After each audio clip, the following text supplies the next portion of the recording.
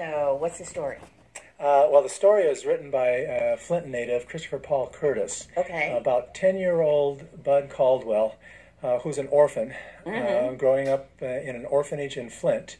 And he decides one day he's going to try to find his father. Okay. It takes place during the Depression. And so he decides that because based on some mementos his mother left him, some rocks, a flyer of a regional band, and a picture of her when she was a little girl, he's going to set out and try to find his father. And he focuses on this band leader and says, that's got to be my father. So he's going to either hop a train or walk across Michigan and try to find this guy. Wow. Yes. And that's, during the Depression, that was like not unusual. Not unusual, yes. He does actually visit a Hooverville on his way. And things happen to him as he grows up and as he tries to find his father. Okay. All right. And Chance, you play Elder Bud. Yes, exactly. I played the Elder Bud, I'm sorry. And I'm recalling the events as they happen, as I remember them. Oh, okay. And the younger Bud is really acting out most of the events I am recalling. And as Thomas indicated, he's on a journey looking for his father, and he lives by a code of having a funner life and making a better liar out of himself. Oh, okay.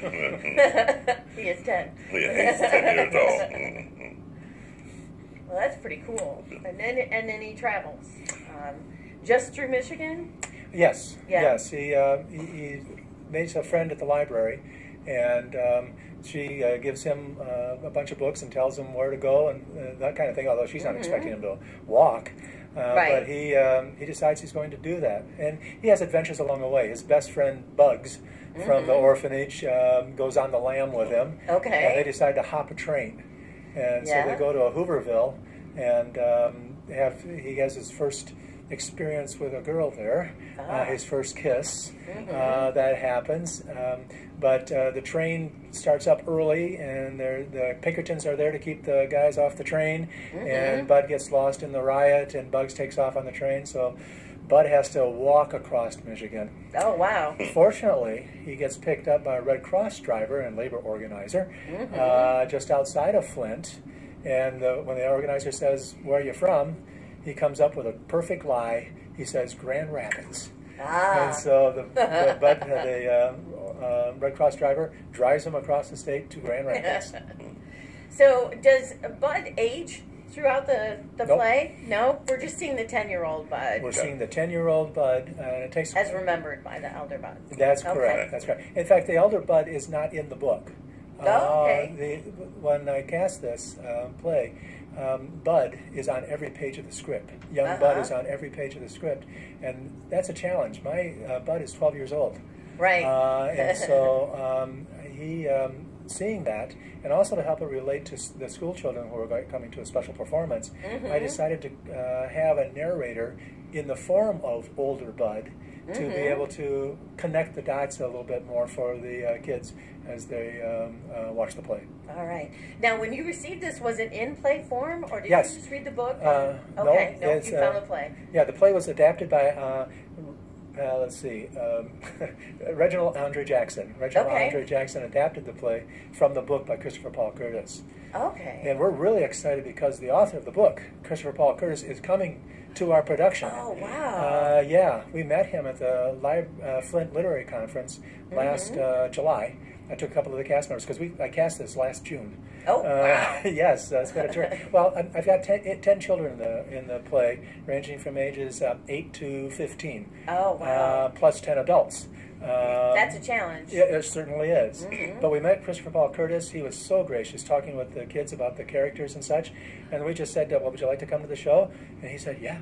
Oh, that's so great. So he's coming, and he's going to be talking to some schools, presentation to the schools, and he's also going to be featured at our Friday performance this week. Now, you do, like you said, you have a special performance for the schools. Yes. This is for Reading is Fundamental? Reading is Fundamental. Okay. Riverwalk Theater has collaborated with them for several years, almost 20 years. And they distribute free books to children in the schools. And we've invited 250, that's the size of our auditorium, 250 school children to come this Wednesday morning. And watch a free performance, and then they'll get books after the show. Oh, that's wonderful. Yes. Yeah, that is great, and putting a book in a kid's hands. Oh, yeah. So important. And we've had so many contacts from students who have read this book, because it's in the curriculum of the schools. Okay. Yeah, they've read the book, and so many teachers have called and said, oh, boy, my kids would love to see this play and all that kind of thing. So we really are going to make a connection here. Cool, that's wonderful. Has this play ever played in Flint itself, do you know? Yes, yes. In fact, that's where I got inspiration to do it here in Lansing. About 3 years ago, the Flint Youth Theater presented it. All right. And so one of my friends, Sandy Norton, saw the play, and she said, you got to read this script. Because I like to do plays that involve children.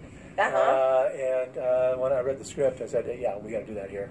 I like to interject that most of the past productions of this play has been casting the children as adults.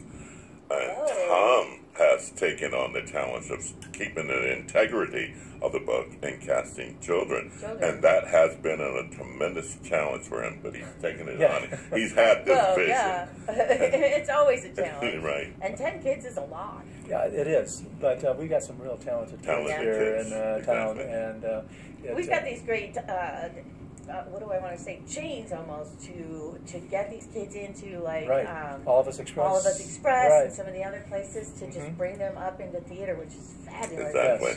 We're starting to see these kids come back into the theater, into the other theaters, and it's just amazing. Yeah. So how did you go about choosing 10 children, auditioning them? Well, I went into the schools. Okay. I actually went to the Pleasant View Magnet School for the Performing Arts and held auditions there. I went to Shabazz Academy and held auditions there, Waverly East School. I also went to a couple of black churches, Union Missionary Baptist Church, and went there. Because the cast is entirely African American except for 2 characters. So I cast, like I said, the children last June and worked with them all summer, and then cast the adults in September.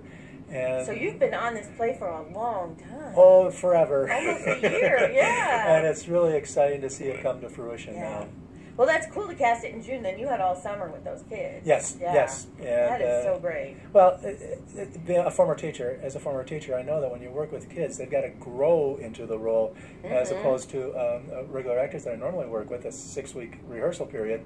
No, these kids had to grow and learn the characters and be the characters. And so, and I'm proud to say that they're doing a good job at it. Oh, that's so wonderful.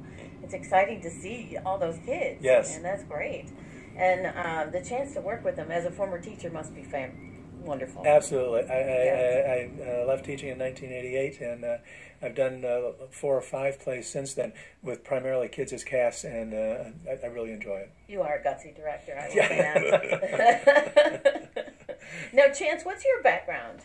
My background has been liberal arts and with a major in philosophy. And I also worked for corrections for 30 years as a crime investigator for corrections. So, interesting. Yes, it was quite interesting. It was intriguing, and I enjoyed it tremendously. But I retired in 2008. I look forward to that, and since then, my wife and I we travel. I consider myself a travel nature photographer. That's awesome.